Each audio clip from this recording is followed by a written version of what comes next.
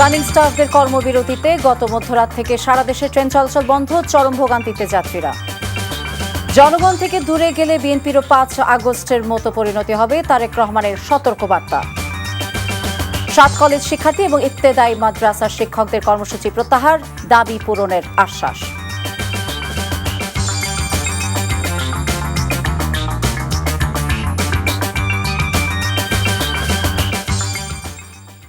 আসসালামু আলাইকুম, ফারজানা নাহিদ জানাচ্ছি টিভিতে রাতের খবর। ক্রাউন সিমেন্ট শিরোনাম দেখছিলেন, নিয়ে যাব পুরো খবরে। রেলের রানিং স্টাফদের কর্মবিরতিতে অচল হয়ে পড়েছে সারা দেশের ট্রেন চলাচল। আন্দোলনকারীদের সাথে দফায় দফায় বৈঠকেও নতুন কোনো সিদ্ধান্ত আসেনি, ফলে যাত্রী ভোগান্তি অব্যাহত রয়েছে। দাবি আদায় না হওয়া পর্যন্ত কর্মবিরতি চালিয়ে যাবার কথা ঘোষণা দিয়েছেন আন্দোলনকারীরা। এদিকে রেলপথ উপদেষ্টা বলেছেন, যাত্রীদের জিম্মি করে এ ধরনের কর্মসূচি পালন দুঃখজনক। কায়কোবাদ মাহমুদকে সাথে নিয়ে রিপোর্টে আরও জানাচ্ছেন মুকসিমুল হাসান। কমলাপুর রেলওয়ে স্টেশনে নেই চিরচেনা ব্যস্ততা। মূল বেতনের সঙ্গে রানিং অ্যালাউন্স যোগ করে পেনশন এবং অবসরের পর এককালীন অর্থ সুবিধা দেওয়ার দাবিতে সোমবার রাত 12টা থেকে কর্মবিরতি পালন করছেন বাংলাদেশ রেলওয়ে রানিং স্টাফরা। শিডিউলে থাকা ট্রেনগুলোতে ওঠেননি রানিং স্টাফরা। এতে সারা দেশে বন্ধ ট্রেন চলাচল। এইবার দিয়ে অন্ততপক্ষে 4 বার আমরা কর্মবিরতি কর্মসূচি দিয়েছি। 3 বারই আমাদেরকে এই রকম আশ্বাসের বিশ্বাসে তারা আমাদেরকে কর্মবিরতি থেকে সরে আসছে, কিন্তু আমাদের আসলে প্রকৃত সমস্যার সমাধান হয়নি। আমাদের এই অধিকারটা যতক্ষণ পর্যন্ত সুরক্ষা না হবে, যতক্ষণ পর্যন্ত আমরা লিখিতভাবে কোনো পরিবর্তন অর্থ মন্ত্রণালয় থেকে না পাবো, ততক্ষণ পর্যন্ত আমাদের কর্মসূচি চলমান থাকবে। স্টাফদের কর্মবিরতির ফলে ট্রেনের বন্ধ দরজার বাইরে ঘণ্টার পর ঘণ্টা দাঁড়িয়ে ভোগান্তিতে পড়া অপেক্ষমান যাত্রীরা জানালেন তাদের ক্ষোভের কথা। ভোর 4:30টার দিকে এখানে পৌঁছানোর পরে শুনছি এরা স্ট্রাইক করেছে, ট্রেন চলছে না। রাত্রে যদি আমি খবরটা পাইতাম তাহলে তার আমি এখন আর কমলাপুর আসতাম না। এরা কর্মবিরতি দিছে ঠিক আছে, কিন্তু যেই ট্রেনের যেই ওয়েবসাইটগুলো কেন আমাদের কাছ থেকে টাকা নিল এবং টিকিট কাটলাম। রানিং স্টাফদের কর্মবিরতির কারণে শুধু রাজধানী ঢাকা নয়, সারা দেশের রেল স্টেশনগুলোতে যাত্রী ভোগান্তির চিত্র প্রায় একই। রংপুরে এসে শুনি ট্রেন বন্ধ, স্টেশন মাস্টারকে জিজ্ঞাসা করলাম, উনিও বলতে পারতেছে না যে ট্রেন কখন আসবে। ভোগান্তিতে পড়ছি না, আসছি বাসা থেকে সেজে গুজে আসছি, একটা জায়গায় যাব কাজের জন্য, এটাতে তো অবশ্যই ভোগান্তি আমাদের জন্য। রেল স্টেশন পরিদর্শনে গিয়ে রেলপথ উপদেষ্টা বলেন, স্টাফদের দাবির বিষয়ে আলোচনার দরজা খোলা রয়েছে। যেটা দুঃখজনক যে এতগুলো যাত্রীকে জিম্মি করে এই ধরনের একটা কর্মসূচি দেওয়া, এখানে তো কে সাফার করতেছে সাধারণ মানুষ। তাদের যে দাবি আছে সেই দাবিগুলো কিন্তু আমরা ইতিমধ্যে রেল মন্ত্রণালয় থেকে আমরা অর্থ বিভাগে পাঠিয়েছিলাম এবং এটা কিন্তু বহুলাংশে এই দাবিগুলো পূরণ করা হয়ে গেছে। এদিকে কমলাপুর রেলওয়ে স্টেশনে রানিং স্টাফদের নিয়ে বৈঠকে বসেছিলেন রেলপথ সচিব ফাহিমুল ইসলাম। উপস্থিত ছিলেন বিএনপি নেতা অ্যাডভোকেট শামসুর রহমান শিমুল বিশ্বাস সহ শ্রমিক নেতারা। কিন্তু বৈঠকে কোনো সিদ্ধান্ত না হওয়ায় এক পর্যায়ে স্টাফরা বেরিয়ে যান। যাত্রীদের সুবিধার্থে বিকল্প হিসেবে বিভিন্ন গন্তব্যে বিআরটিসি বাস সার্ভিসের ব্যবস্থা করেছে রেল মন্ত্রণালয়। এছাড়া যাত্রা বাতিল হলে টিকিটের টাকা ফেরত দেওয়ার কথাও জানিয়েছে কর্তৃপক্ষ। Muksimul Hasan, NTV news, Dhaka. দর্শক, ট্রেনের রানিং স্টাফদের কর্মবিরতির খবর জানতে আমরা যাব কমলাপুর রেল স্টেশনে। আমাদের সাথে যুক্ত হবেন আবির আহমেদ। আবির, ট্রেন চলাচলের বিষয়ে আপনার কাছে কি তথ্য আছে?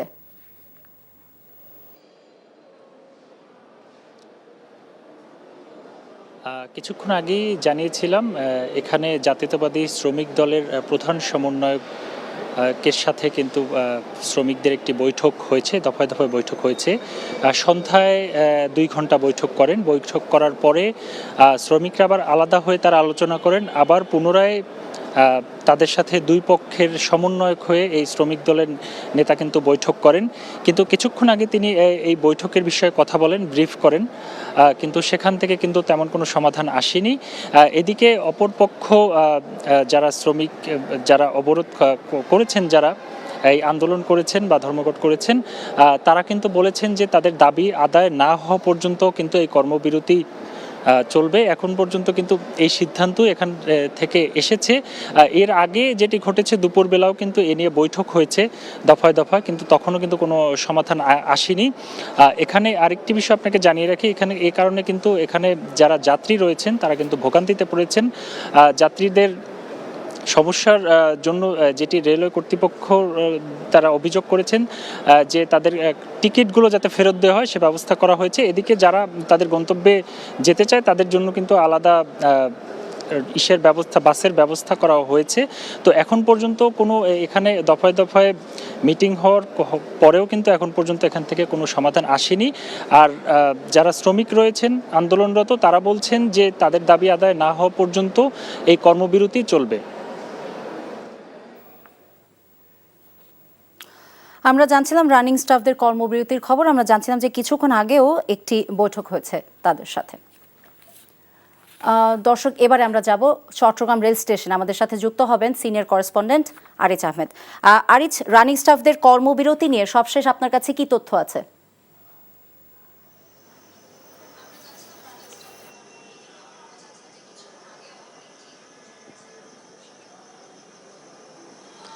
নাহিদ, আপনি চট্টগ্রাম থেকে প্রায় 50,000 মানুষ প্রতিদিন 34 জোড়া ট্রেনে করে দেশের নানা প্রান্তে যায়।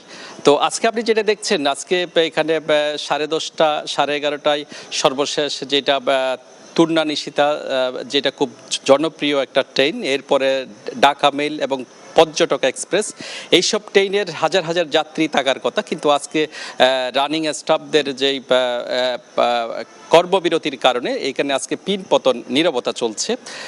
আপনি জানেন যে চট্টগ্রামে আজকে সকাল থেকে চট্টগ্রাম থেকে কোনো ট্রেন ছেড়ে যায়নি এবং সেই কারণে সকাল থেকে হাজার হাজার যাত্রীরা আসলে এখানে দুর্ভোগে পড়েছেন।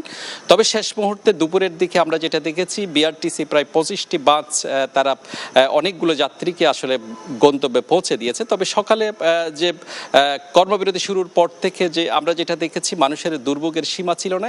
আজকেও একটু আগেও আমরা যে স্টেশনের বাইরে অনেকগুলো যাত্রী যারা মহিলা এবং বাচ্চা নিয়ে তাদের ঢাকা, সিলেট এবং ময়মনসিংহ যাওয়ার কথা, অনেক যাত্রী এখনো পর্যন্ত অপেক্ষা করছে। এর পাশাপাশি বিআরটিসি বাসও আছে। তবে অনেক যাত্রী আসলে বাসে করে যে তাদের ভ্রমণটা আসলে নিশ্চিন্ত মনে করেন না, সেই কারণে আসলে রেলের উপর নির্ভর। তবে আজকে আমরা যেটা দেখেছি, সারাদিনেই দুর্ভোগের সীমা ছিল না সাধারণ মানুষের। এছাড়া আমরা এর পাশাপাশি রানিং স্টাফরা তারা আজকে পাহাড়তলির লোকো শেড যে সেন্টার আছে সেখানে আজকে সারাদিন তারা কর্মবিরতির সমর্থনে নানা রকম কর্মসূচি পালন করেছেন এবং তারা বলছেন যে তাদের এই দাবি পূরণ না হলে তারা কোনোভাবেই তারা কর্মবিরতি, যে অনির্দিষ্টকালের জন্য যে কর্মবিরতি ডাক দিয়েছে এবং সেটি তারা চালিয়ে যাবেন, এমনটি আমাদেরকে বলেছেন। নাহিদ, এই ছিল এখানকার সর্বশেষ। আমরা জানছিলাম রেলের কর্মবিরতির সবশেষ খবর। জনগণ থেকে দূরে চলে গেলে বিএনপিরও 5 আগস্টের মতো পরিণতি হবে বলে মন্তব্য করেছেন দলের ভারপ্রাপ্ত চেয়ারম্যান তারেক রহমান। নেতাকর্মীদের সতর্ক করে তিনি বলেন, কোনো নেতাকর্মীর কারণে দলের প্রতি মানুষের আস্থা নষ্ট হলে তাকে ছাড় দেওয়া হবে না। দিন শেষে বিএনপি জনপ্রিয় কিনা তা জনগণই বিচার করবে। খুলনা, সাতক্ষীরা এবং বাগেরহাটের নেতাকর্মীদের কর্মশালায় তিনি এসব বলেন। হাসান মাহমুদের রিপোর্ট। রাষ্ট্র কাঠামো মেরামতে 31 দফা ও জনসম্পৃক্তি শীর্ষক প্রশিক্ষণ কর্মশালায় অংশ নেয় খুলনা, সাতক্ষীরা ও বাগেরহাট জেলা বিএনপি এবং খুলনা মহানগর বিএনপির নেতারা। কর্মশালায় লন্ডন থেকে অনলাইনে যুক্ত হয়ে স্থানীয় নেতাদের বিভিন্ন প্রশ্নের জবাব দেন দলের ভারপ্রাপ্ত চেয়ারম্যান তারেক রহমান। বলেন, নেতাকর্মীরা দলের আস্থা নষ্টের কাজ করলে কোনো ছাড় নয়। কোনো ব্যক্তির কারণে, কোনো নেতার কারণে, কোনো কর্মীর কারণে যদি মানুষের আস্থা নষ্ট হয় তাকে আমরা ওন করতে পারবো না। তাহলে ভাই তাকে তো আমার পক্ষে টানা সম্ভব না, টানবো না আমি তাকে শেল্টার আমি দেব না। এখানে দলকে স্বার্থপর হতেই হবে।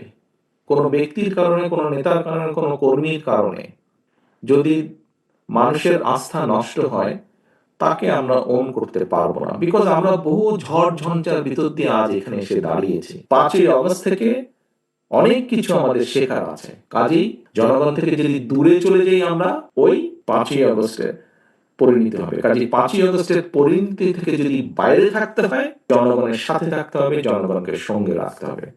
তারেক রহমান বলেন, ক্ষমতায় গেলে বিএনপি জনগণের জন্য কি করবে মানুষ তা জানতে চায়।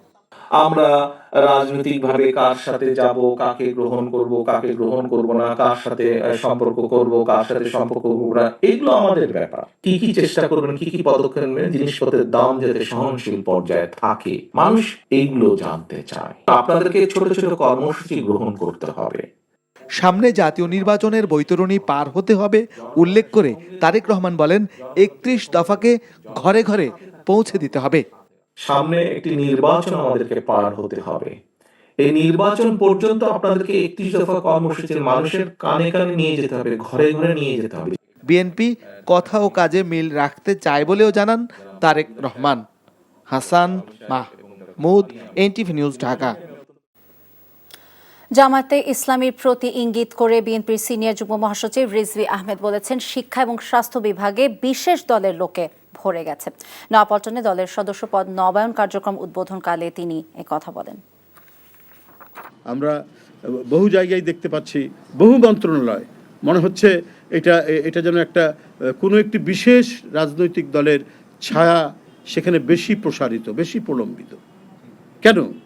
শিক্ষা মন্ত্রণালয় এবং স্বাস্থ্য, এই দুইটা যেন একেবারে পুরোপুরি একটি বিশেষ রাজনৈতিক দল তারা একেবারে তাদের নিয়ন্ত্রণের মধ্যে তারা নিয়ে নিয়েছেন।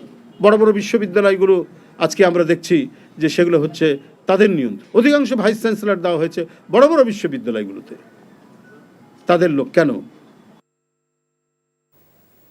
স্বৈরাচার শেখ হাসিনার সরাসরি নির্দেশে দেশে গুম, খুন এবং হত্যা হয়েছে এমন তথ্য উঠে এসেছে যুক্তরাষ্ট্রভিত্তিক আন্তর্জাতিক মানবাধিকার সংস্থা হিউম্যান রাইটস ওয়াচ HRW এর প্রতিবেদনে। সন্ধ্যায় রাষ্ট্রীয় অতিথি ভবন যমুনায় প্রধান উপদেষ্টা ডক্টর মোহাম্মদ ইউনূসের সাথে সাক্ষাৎ শেষে এই প্রতিবেদন তুলে ধরেন সংস্থাটি এশিয়া অঞ্চলের পরিচালক এলাইন পিয়ারসনের নেতৃত্বে একটি প্রতিনিধি দল। প্রতিবেদনে বলা হয়, ক্ষমতাচ্যুত স্বৈর শাসক শেখ হাসিনা আইন শৃঙ্খলা বাহিনীকে সরাসরি গুম এবং হত্যার নির্দেশ দিয়েছিলেন। এ সময় অন্তর্বর্তী সরকারের সংস্থার কার্যক্রমের জন্য প্রশংসা করেন তিনি। এদিকে সংযুক্ত আরব আমিরাতের শীর্ষ কোম্পানিগুলো বাংলাদেশে বিনিয়োগ নিয়ে প্রধান উপদেষ্টা অধ্যাপক মোহাম্মদ ইউনূসের সাথে সাক্ষাৎ করেছেন কোম্পানির প্রধানরা।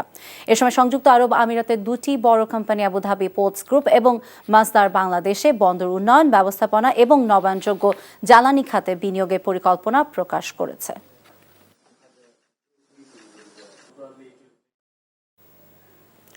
জাতীয় নির্বাচনের অগ্রগতি এবং প্রস্তুতি জানতে প্রধান নির্বাচন কমিশনারের সঙ্গে সাক্ষাৎ করেছেন ইউরোপীয় ইউনিয়নের রাষ্ট্রদূত মাইকেল মিলার। সেখানে CCAMM নাসির উদ্দিন বলেন, নির্বাচন গ্রহণযোগ্য এবং সুষ্ঠু করতে কমিশন কোনো ধরনের আপোষ করবে না। নিয়ামুল আজিজ সাদেকের রিপোর্ট। বাড়ি বাড়ি গিয়ে ভোটার তালিকা হালনাগাদের মাধ্যমে নির্বাচনের রোডম্যাপের পথে হাঁটতে শুরু করেছে কমিশন। সীমানা পুনর্নির্ধারণ এবং দল নিবন্ধনের মতো কাজগুলোর সঙ্গে আইন ও কাঠামো সংস্কারের বিষয়টি মাথায় রেখে চলতে হচ্ছে নির্বাচন কমিশনকে। এমন বাস্তবতায় ইউরোপীয় ইউনিয়নের রাষ্ট্রদূত প্রধান নির্বাচন কমিশনারের সঙ্গে সাক্ষাৎ করে প্রস্তুতির খোঁজ খবর নেন। জানান, EU চায় ত্রয়োদশ সংসদ আন্তর্জাতিকভাবে গ্রহণযোগ্য হবে। ইউরোপীয় ইউনিয়ন চায় বাংলাদেশে সুষ্ঠু ও গ্রহণযোগ্য নির্বাচন হবে, যা হবে আন্তর্জাতিক মানদণ্ড অনুযায়ী। এজন্য যত ধরনের সহযোগিতা দরকার ইউরোপীয় ইউনিয়ন সেটির আশ্বাস নির্বাচন কমিশনকে দিয়েছে। কমিশনের ক্ষেত্রে সার্বিক সহযোগিতা নেওয়ার বিষয়ে আমাদের অনুরোধ করেছে। সিইসি বলেন, নির্বাচন দেশে বিদেশে গ্রহণযোগ্য করতে বিন্দুমাত্র ছাড় দেয়া হবে না। এটা ডেমোক্রেটিক ট্রানজিশনটা হোক, এই পথে আমাদের যত রকমের সহায়তা দরকার দে হ্যাভ অ্যাসিউরড আস যে they will be with us. আমরা বলেছি যে আমাদের যে commitment for a free fair credible election সেটা অ্যাচিভ করার জন্য, ডেলিভার করার জন্য আমরা সার্বিক প্রস্তুতি নিয়ে আগাচ্ছি, এই কথাটা ওনাদেরকে জানিয়েছি। তিনি আরো বলেন, কমিশনের স্বাধীনতা খর্ব হবে এমন কোনো প্রস্তাব মানবেন না তারা। Niamul Aziz Sadek, NTV news, Dhaka. সরকারি কর্মকর্তা কর্মচারীদের মহার্ঘ ভাতার বিষয়ে কে বলেছেন তা জানেন না উল্লেখ করে অর্থ মন্ত্রণালয় এখনও এই বিষয়ে কোনো সিদ্ধান্ত নেয়নি বলে জানিয়েছেন অর্থ উপদেষ্টা ডক্টর সালেউদ্দিন আহমেদ। তবে বাড়ছে বিদেশি মিশনে কর্মরতদের ভাতা। দুপুরে সচিবালয়ে সরকারি ক্রয় সংক্রান্ত উপদেষ্টা কমিটির বৈঠক শেষে এসব বলেন তিনি। কর্মবিরতি পালন করা রেলওয়ের রানিং স্টাফদের জন্য নতুন করে অর্থের সংকলন করা সম্ভব নয় বলেও জানান তিনি। রিপোর্টে আরও জানাচ্ছেন রোকনউদ্দিন।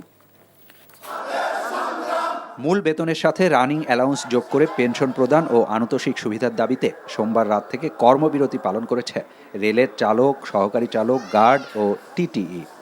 সচিবালয়ে সরকারি ক্রয় সংক্রান্ত উপদেষ্টা কমিটির বৈঠক শেষে অর্থ উপদেষ্টার কাছে প্রশ্ন ছিল তাদের দাবি পূরণে প্রয়োজনীয় অর্থের সংস্থান আছে কিনা। বেশ কয়েকদিন আগেই আমাদের তাদের যৌক্তিক যে সেগুলো আমরা দিয়েছি, তারপরে তারা কেন করেছে এটা তাদের ব্যাপার। কারণ হয় কি, প্রত্যেকেরই দাবি দেওয়া, একাধিক দাবি দেওয়া থাকে, তাই না? তারা বলেছে এই দিতে হবে, ওভারটাইম অ্যালাউন্স দিতে হবে, পেনশন। আমরা যতটুকু আমাদের সম্পদের ইস্যুতে আমরা বলেছি, অন্যরা সংস্থা আমরা যেভাবে দিয়েছি আমরা দিয়েছি। এতে তো মোটামুটি আমার মনে হয় একটা যুক্তি ছিল এবং আমরা দিয়েছি সুবিধা। এখন যদি তারা বলে আরও সবগুলো একসাথে দিতে হবে, তা আপনারা বুঝতে পারেন অর্থের সংকুলন তো আমার করতে হবে। সরকারি কর্মকর্তা কর্মচারীদের মহার্ঘ ভাতা দিতে প্রায় 7,000 কোটি টাকার প্রয়োজন। সেই অর্থের সংস্থান করে মহার্ঘ ভাতা কিভাবে দেয়া হবে, সাংবাদিকদের এমন প্রশ্নে পাল্টা প্রশ্ন করেন অর্থ উপদেষ্টা। তবে বিদেশি মিশনে কর্মরতদের ভাতা বাড়ছে বলে জানান তিনি। পৃথিবীর অন্য দেশ যাচাই বাছাই করে তা আমরা দেখেছি বাংলাদেশেরটা one of the lowest allowance. অতএব আমরা যে হঠাৎ করে দিয়ে দিয়েছি তা দেখে ওরা দাবি করে তা না, এখন যতটুকু চেয়েছে তাও তো দিই না, আমরা যুক্তির সাথে দিয়েছি। মহার্ঘ ভাতা এখন আমরা ডিসিশন নেই না, কে দিয়েছে ঘোষণা আমি জানি না। অর্থ মন্ত্রণালয়ের কাছে আসলে তো অর্থ মন্ত্রণালয় বলবে দেবো কি না দেবো কত, তারপরে ঘোষণা হচ্ছে না স্যার। আমি না তো বলি না, হাও বলি না, সিদ্ধান্ত হয়নি।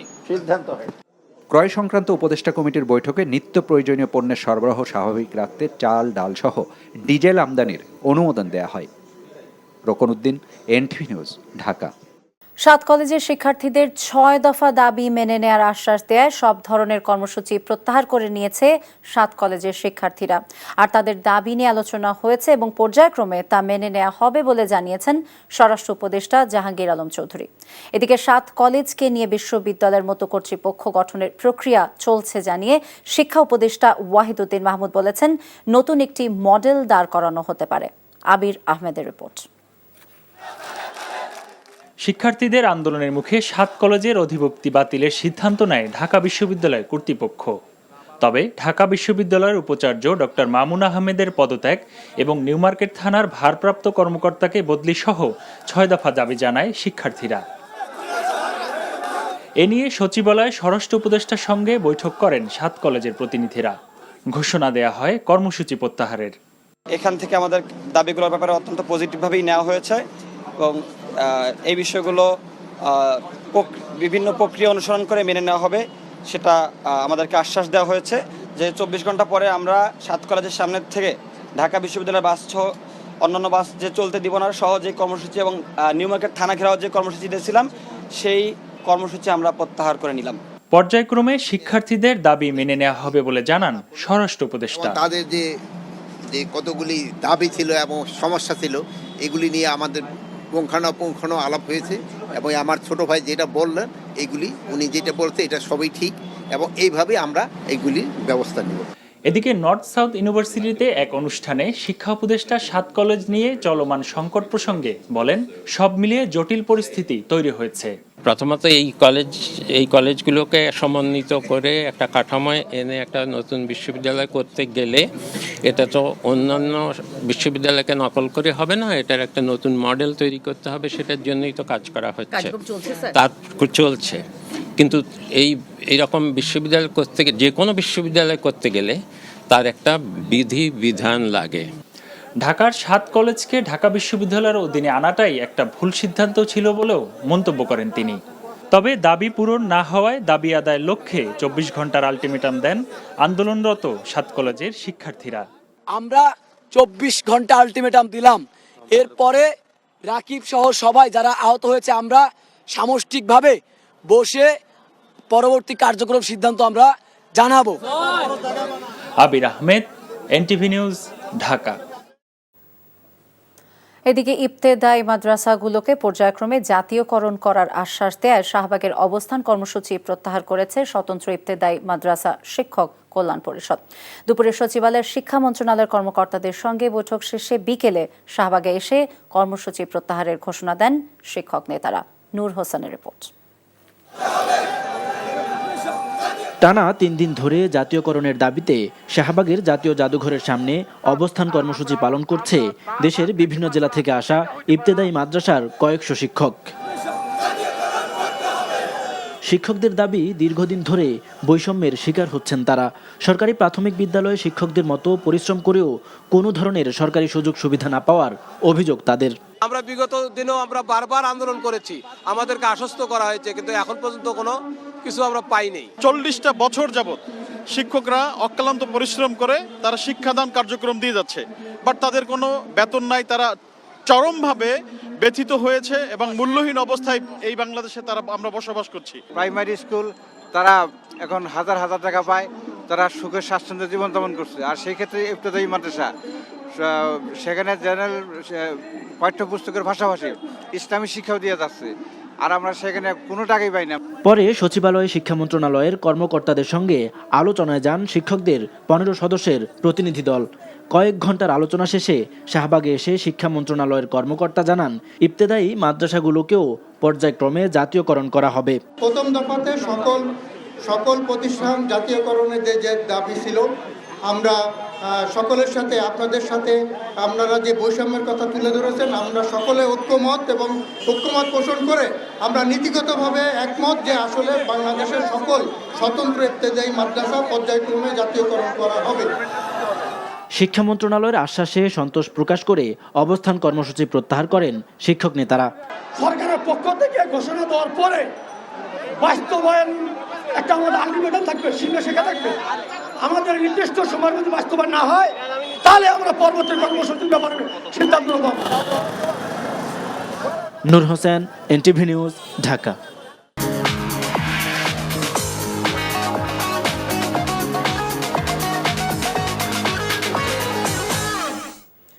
নগদ নিবেদিত অর্থনীতির খবর।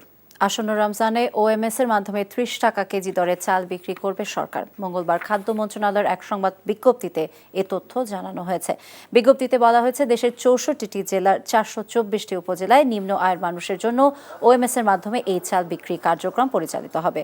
ফেব্রুয়ারি থেকে 401টি উপজেলায় প্রতিদিন 3 মেট্রিক টন করে এবং 3টি পার্বত্য জেলার 23টি উপজেলায় 1 মেট্রিক টন করে চাল বিক্রি করা হবে। এছাড়া এই কর্মসূচির আওতায় ঢাকা মহানগর, জেলা সদর পৌরসভা, 8টি সিটি কর্পোরেশন এবং শ্রমঘন 4 জেলা ঢাকা, নারায়ণগঞ্জ, নরসিংদী এবং গাজীপুরে 906টি কেন্দ্রে দৈনিক 1 টন করে চাল বিক্রি করা হবে। প্রতি কেজি 30 টাকা দরে জনপ্রতি 5 কেজি চাল বিক্রি করা হবে বলেও বিজ্ঞপ্তিতে জানানো হয়। বাংলাদেশ ব্যাংকের গভর্নর আহসান এইচ মনসুর বলেছেন, দুর্বল ব্যাংকগুলোর গ্রাহকদের টাকা ফেরত দেয়া হবে ধাপে ধাপে। তবে এর আগে ব্যাংক রেজুলেশন, ব্যাংকগুলোকে একত্রীকরণ সহ প্রয়োজনীয় কাজ শেষ হবে। রাজধানীর সেডাপ মিলনায়তনে সকালে মাইক্রো ফাইন্যান্স রেগুলেটরি অথরিটির গবেষণা প্রকাশনা অনুষ্ঠানে গভর্নর এসব কথা বলেন। তিনি বলেন, ক্ষুদ্র ঋণ দারিদ্র্য কতটুকু কমাচ্ছে, বেশি হারে সুদ নেওয়া হচ্ছে কিনা এবং প্রাপ্য ব্যক্তি পাচ্ছে কিনা সেদিকে নজর দেওয়া দরকার। ক্ষুদ্র ঋণ সংস্থাগুলো হাসপাতাল এবং জমিতে বিনিয়োগ করছে, যা বন্ধ হওয়া দরকার। বলেন, প্রান্তিক মানুষকে সুবিধা দিতে এই ঋণ কার্যক্রমটি পরিচালনা হওয়া উচিত। ক্ষুদ্র ঋণ দিতে বন্ধকি ব্যবস্থা রাখা উচিত নয়। 22টি মন্ত্রণালয় থেকে ক্ষুদ্র ঋণ কার্যক্রম এক মন্ত্রণালয়ে চলে আসা দরকার। আর দুর্যোগের সময় ক্ষুদ্র ঋণ সংস্থাগুলোকে কিস্তি পরিশোধের বিষয়ে ইতিবাচক পদক্ষেপ নেওয়া হবে বলে জানান গভর্নর। আগে থেকে বলতেছিলাম যে ইসলামের ব্যাংকে আপনারা টাকা রাখবেন না, আপনারা রাখছেন। এখন রাখার পর এখন ধরা খেয়েছেন, 2% ইন্টারেস্ট বেশি দিচ্ছে, এখন ধরা খেয়ে গেছে। এখন আপনাদেরকে উদ্ধার আমরা করব, কিন্তু একটু সময় দিতে হবে। আমরা ব্যাংক কনসলিডেশন কিছু করতে হবে, ইত্যাদি অনেক কিছু করা যাবে, করা হবে ইন দ্য নেক্সট, এই বছরই হয়তো ইনশাল্লাহ অনেক কিছু করা যাবে। জুলাই আগস্ট বৈষম্য বিরোধী ছাত্র আন্দোলন দমনের সংগঠিত মানবতা অপরাধের অভিযোগে দায়ের করা মামলায় গ্রেফতার দেখে 3 পুলিশ সদস্যকে কারাগারে পাঠিয়েছে আন্তর্জাতিক অপরাধ ট্রাইব্যুনাল। গ্রেফতারকৃত পুলিশ কর্মকর্তারা হলেন মিরপুর জোনের এডিসি এম মইনুল ইসলাম, বরখাস্ত হওয়া শাহবাগ থানার সাবেক ওসি অপারেশন আরশাদ হোসেন এবং এএসআই চঞ্চল চন্দ্র সরকার। এদের মধ্যে বৈষম্য বিরোধী আন্দোলনে 31 জুলাই আন্দোলনকারী শিক্ষার্থীর মুখ চেপে ধরা পুলিশ আরশাদ হোসেনের মামলার পরবর্তী শুনানি আগামী 23 ফেব্রুয়ারি নির্ধারণ করা হয়েছে। এছাড়াও 19 জুলাই রামপুরার মেরাদিয়ায় নির্মাণাধীন ভবনের কার্নিশে ঝুলে থাকা এক কিশোরকে গুলি করা এএসআই চঞ্চল এবং মিরপুরের এডিসি মইনুল ইসলামের পরবর্তী শুনানি হবে 24 মার্চ। প্রসিকিউশনের করা গ্রেফতার আবেদনের উপর শুনানি নিয়ে মঙ্গলবার আন্তর্জাতিক অপরাধ ট্রাইব্যুনাল এই আদেশ দেন। গতকালকে আন্তর্জাতিক অপরাধ ট্রাইব্যুনাল থেকে যে কয়েকটি ওয়ারেন্ট অফ অ্যারেস্ট ইস্যু করা হয়েছিল, সেই ওয়ারেন্ট অফ অ্যারেস্টের ভিত্তিতে 3 জন আসামিকে গ্রেফতার করে ট্রাইব্যুনালে আজকে হাজির করা হয়েছিল। একজন হলো 23/2/2025 আর বাকি দুইটা হলো 24/3/2025। এই 3 জন আসামিকেই ট্রাইব্যুনাল একটি আদেশের মাধ্যমে কারাগারে প্রেরণের নির্দেশ দিয়েছেন। আর্থিক নিরাপত্তা নিশ্চিত না হলে সাংবাদিকদের মর্যাদাও নিশ্চিত হবে না বলে মনে করেন গণমাধ্যম সংস্কার কমিশনের প্রধান কামাল আহমেদ। দুপুরে ময়মনসিংহ জেলা শিল্পকলা একাডেমি মিলনায়তনে বিভাগের প্রিন্ট এবং ইলেকট্রনিক মিডিয়ার সাংবাদিকদের সঙ্গে মতবিনিময়কালে তিনি এসব কথা বলেন। এই কমিশনের কাজ হল স্বাধীন, বস্তুনিষ্ঠ এবং শক্তিশালী গণমাধ্যম প্রতিষ্ঠা করার জন্য সংস্কার সুপারিশ করা। তাই স্বাধীন সাংবাদিকতার জন্য আর্থিক নিরাপত্তাও নিশ্চিত করতে হবে। নির্ধারিত সময়ের মধ্যে প্রতিবেদন পেশ করা হবে জানিয়ে কামাল আহমেদ বলেন, সুপারিশগুলো বাস্তবায়নে সরকারের উপর সাংবাদিকদেরই চাপ সৃষ্টি করতে হবে। সাংবাদিকরা চাপ সৃষ্টি না করলে সংস্কার প্রস্তাবের কিছুই বাস্তবায়ন হবে না।